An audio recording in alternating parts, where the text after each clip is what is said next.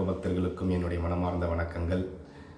நம்மை வாழ வைத்து கொண்டிருக்கும் ஸ்ரீ தர்மசாஸ்தா ஐயன் ஐயப்பனினுடைய பிறந்த நாளை முன்னிட்டு பங்குனி உத்திரத்தில் நிகழ்ந்து கொண்டிருக்கும் இந்த நிகழ்வில் ராஜா அண்ணாமலைபுரம் வடசபரி எங்கள் குலதெய்வம் எங்களை வாழ வைத்து கொண்டிருக்கும் தெய்வத்தினுடைய மகிமைகளை உங்களோடு பகிர்ந்து கொள்வதில் மிக்க மகிழ்ச்சி.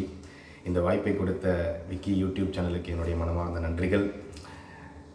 நான் ராஜா அண்ணாமலைபுரம் கோவிலுக்கு என்னுடைய 10th ஸ்டாண்டர்ட்லேருந்து போயிட்டுருக்கேன்.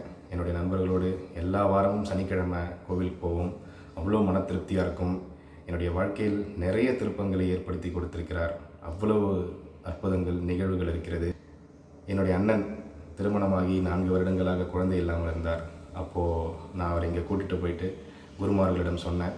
அப்போது அன்னிக்கிட்ட சொல்லி ஒரு மணி கட்ட சொன்னாங்க, நல்லது நடக்கும்னு சொல்லி.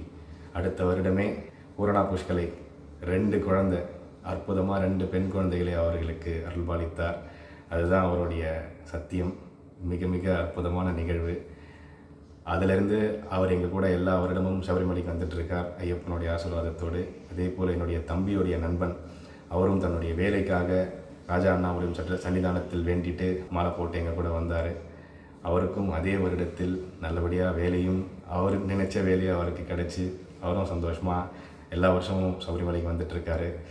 இதுதான் ஐயப்பன் தன்னுடைய பக்தர்களுக்கு கொடுக்குற சந்தோஷம். உண்மையாக அவரை வேண்டி வணங்குற எல்லா பக்தர்களுக்கும் அவர் கண்டிப்பாக அருள்பாலிப்பார்.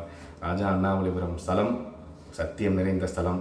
வரக்கூடிய எல்லா பக்தர்களுக்கும் எல்லாருடைய வேண்டுதல்களையும் நிறைவேற்றி கொடுத்து கொண்டிருக்கும் சத்தியம் நிறைந்த தெய்வம் எங்கள் குல தெய்வம் வடசபரி ஐயன் ஐயப்பன்.